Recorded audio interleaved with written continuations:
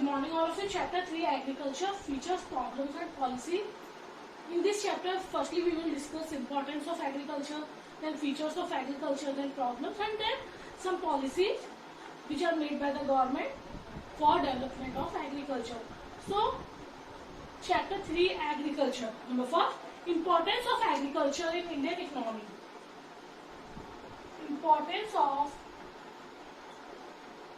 agriculture in Indian economy. Number 4, contribution of GDP. Contribution of GDP. GDP means gross domestic product. एक साल में जितने भी goods and services produce होते हैं उनसे जनरेट इनकम. और हमारी कंट्री में सबसे ज्यादा गुड्स एंड सर्विसेज किसके थ्रू प्रोड्यूस होते हैं? एग्रीकल्चर के थ्रू. चाहे हम शुगर इंडस्ट्री की बात करें, एग्रीकल्चर. चाहे पेपर इंडस्ट्री की बात करें, वो भी ट्रीज के थ्रू. और चाहे हम ये बोल सकते हैं कि ज्यादातर टोबैको, ये जूट, ये सारी की सारी चीजें हमें कहाँ से मिल रही है? एग्रीकल्चर. सो हमारी कॉन्ट्रीब्यूशन ऑफ जीडीपी, हमारी कंट्री में जो जीडीपी का सबसे बड़ा हिस्सा है वो किससे आता है? एग्रीकल्चर से आता है. तो जीडीपी में कॉन्ट्रीब्यूशन. एग्रीकल्चर के इंपॉर्टेंस के सबसे पहला इंपॉर्टेंस है कि अपनी कंट्री की नेशनल इनकम या जीडीपी, जो अपनी कंट्री की जीडीपी उसे बढ़ाने का काम करती है agriculture. So in contribution of GDP, agriculture makes a significant contribution of GDP in India. During the period of planning, contribution of agricultural sector to GDP has been ranging between 51 to 17.4% for different years. Means GDP हमारी country में after planning में 1951 से 2017 तक अलग अलग रही, जो 51% से लेकर 17.4% तक रही अलग अलग ईयर्स में. ये 51% मतलब पहले सब लोग किस पे डिपेंड थे? एग्रीकल्चर पे या प्राइमरी सेक्टर पे. धीरे धीरे हमारा मूवमेंट था हुआ सेकेंडरी पे, टर्सरी पे. तो जो जीडीपी का परसेंटेज था एग्रीकल्चर का वो कम हुआ और धीरे धीरे दूसरे सेक्टर्स का बढ़ा. तो 51% से धीरे धीरे घटते घटते 17.4%. तो मतलब ये डिफरेंट ईयर का कॉन्ट्रीब्यूशन है जीडीपी में after planning. So contribution of GDP it has tended to decline over time. और धीरे धीरे कम होता गया. और इसका मेन रीजन क्या था कि हम ये नहीं था कि हमने एग्रीकल्चर बंद कर दिया. मेन रीजन था प्राइमरी सेक्टर से सेकेंडरी और टर्सरी सेक्टर की ओर क्या होने लगे? मूव करने लगे. It has tended to decline over time from an high at 51% in 1950-51 to 17.4% in 2016 and 17. मतलब जो पहली प्लानिंग में 51% था वो लास्ट प्लानिंग 2017 में कितना हो गया? 17.4%. एग्रीकल्चर आज भी हमारी कंट्री में बहुत है, पर क्या है, हम सेकेंडरी सेक्टर और टर्सरी सेक्टर दोनों की और क्या हो रहे हैं? मूव कर रहे हैं. तो क्या हो रहा है? धीरे धीरे जो परसेंटेज है एग्रीकल्चर का वो डिक्लाइन हो रहा है और दूसरे सेक्टर्स का बढ़ रहा है. तो ये रीजन है कि हमारा जो जीडीपी का कंट्रीब्यूशन है एग्रीकल्चर से वो धीरे धीरे क्या हो गया? कम हो गया. However, the decline in contribution of agriculture does not indicate the decline in importance of agriculture in the economy. It only indicates the faster growth of secondary and tertiary sector. इसका मतलब ये नहीं कि हमने एग्रीकल्चर का importance खत्म हो गया. इसका ये मतलब है कि हमने सेकेंडरी और टर्सरी सेक्टर का ग्रोथ एंड डेवलपमेंट बहुत तेजी से करना शुरू कर दिया. Clear? So contribution of GDP हमारी कंट्री में कितना जीडीपी का कॉन्ट्रीब्यूशन है? धीरे धीरे ये कम हुआ. जो 51% था वो 17.4% हो गया. एग्रीकल्चर का इंपॉर्टेंस आज भी है, पर मेन रीजन क्या है? हम प्राइमरी और सेकेंडरी सेक्टर की ओर ज्यादा तेजी से मूव हुए. तो धीरे धीरे हमने एग्रीकल्चर की जगह प्राइमरी सेकेंडरी जो सेक्टर्स है उन पर जॉब करना ज्यादा प्रेफरेंस देने लगे. क्लियर? और number second, supply of wage goods.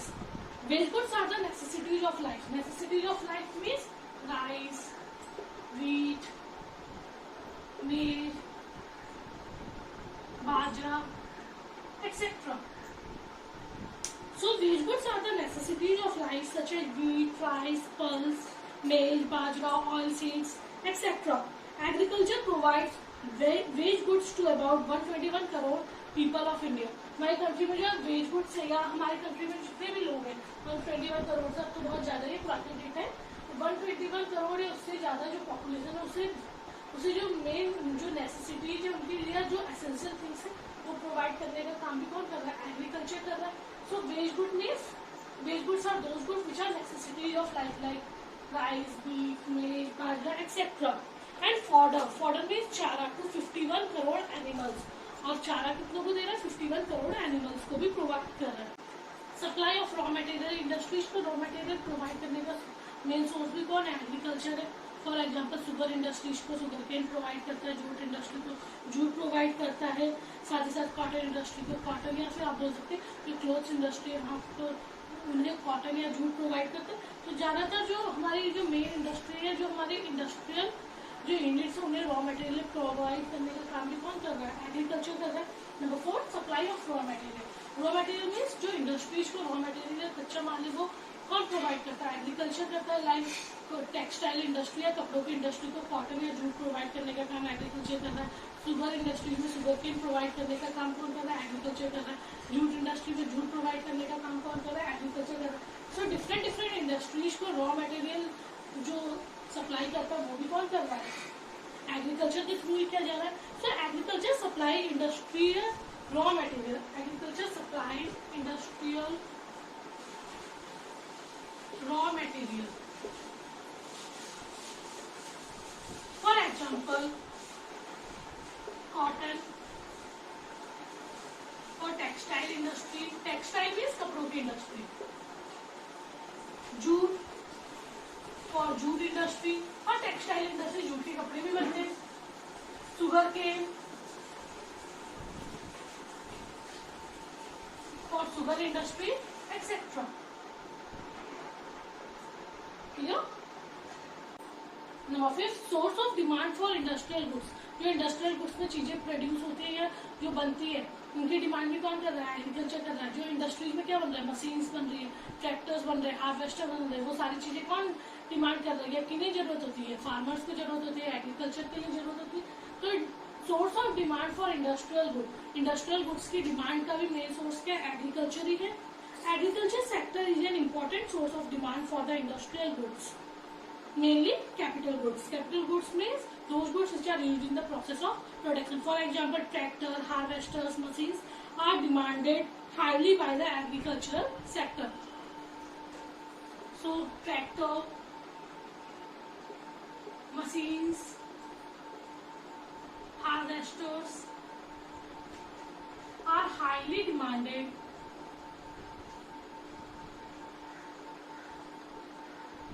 by agriculturals or by agriculture sector.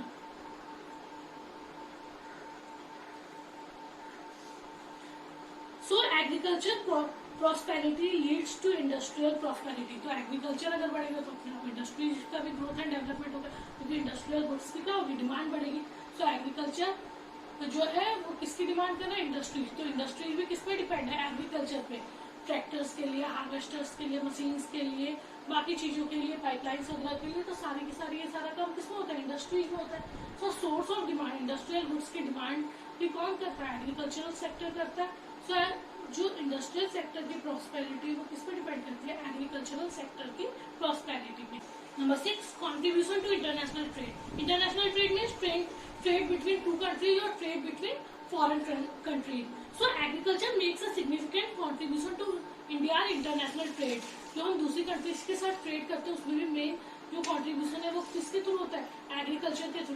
क्यों, हमारी चीजें, कौन सी चीजें बाहर जा रही है, स्पाइसेस हमारे बाहर जा रहे हैं, रॉ मटेरियल बाहर जा रहे हैं, और हमारा जो जीडीपी का बहुत बड़ा हिस्सा है वो कहाँ से आ रहा है, इंटरनेशनल ट्रेड के थ्रू आ रहा है। India exports T, jute, cashew nuts, tobacco, coffee and spices. जो इंडिया है वो ज्यादातर किस चीज के एक्सपोर्ट कर रहा है, T, jute, coffee, cashew nuts etcetera. तो ये इंडिया है वो इन चीजों का क्या कर रहा है, एक्सपोर्ट कर रहा है दूसरी कंट्रीज में। स्पाइसेस, हमारे मसाले सबसे ज्यादा फेमस है। तो इन चीजों का जो इंडिया है वो क्या कर रहा है, एक्सपोर्ट्स कर रहा है। साथ ही साथ क्या हो रहा है, इससे बहुत ज्यादा क्या आ रही है, फॉरेन करेंसी हमारी कंट्री में आ रही है, जीडीपी हमारी कंट्री की बढ़ रही है। और इसके साथ ही साथ अगर हम एक्सपोर्ट कर रहे हैं तो हमारे दूसरी कंट्री हमें क्या कर रही है, कुछ सामान इंपोर्ट भी कर रहे हैं। अगर हम एक्सपोर्ट नहीं करेंगे तो हमारे ऊपर बहुत बर्डन बढ़ जाएगा इंपोर्ट्स का। तो हम अपना सामान देते हैं, बदले में दूसरी कंट्रीज का सामान ले रहे हैं, तो हमारा जो बर्डन है वो बहुत कम है। तो इंडिया इंपोर्ट्स किसका करती है, डिफेंस गुड्स और ऑयल, पेट्रोल, इन चीजों का क्या करती है, इंपोर्ट करती है। Oil, petrol etcetera. तो contribution to international trade, international trade means trade between two countries और trade between different countries. Agriculture makes a significant contribution to India's international trade. India exports tea, jute, cotton, coffee and spices. Exports are a source of foreign exchange. Foreign exchange means foreign currency, which India needs for the import of, और उस foreign currency से India करते हैं defence goods, oil, petrol, ये सबकी क्या कर रहे थे, अपनी नीड पूरी करती है। तो इंटरनेशनल ट्रेड या दूसरी कंट्री से ट्रेड के लिए भी हमारा जो सबसे इम्पोर्टेंट सोर्स क्या है, एग्रीकल्चर। सबसे ज्यादा अगर हमारी कंट्री में किसी बाहर से ट्रेड हो रहा है, वो कौन से सामान के थ्रू हो रहा है, एग्रीकल्चर के थ्रू हो रहा है। Clear. Number 7, contribution to domestic trade. Domestic trade means trade between the country और ट्रेड इनसाइड द कंट्री। तो कंट्रीब्यूशन टू डोमेस्टिक ट्रेड मतलब हमारे अंदर ही जो different city, different towns, villages, इनके अंदर भी जो ट्रेड होता है उसमें भी जो ट्रेडिंग का मेन कंट्रीब्यूशन है वो कौन प्रोवाइड करता है, agriculture. Agriculture also plays a significant role in the country's domestic trade. This is borne out by the fact that huge expenditure in India is incurred on the purchase of farm products needed by more than 1 billion people in the country। और हमारी country में जो billion people या फिर आप बोलो करोड़ों लोग हैं, वो क्या सबसे ज्यादा अपना खर्चा किस पे करते हैं, एग्रीकल्चरल प्रोडक्ट्स को खरीदने में करते हैं, या आप बोल सकते हैं फार्म प्रोडक्ट्स पर एक्सपेंडिचर करते हैं सबसे ज्यादा अपना पूरा का पूरा खर्चा। तो contribution to domestic trade, agriculture play a significant role in domestic trade. Domestic trade means trade inside the country.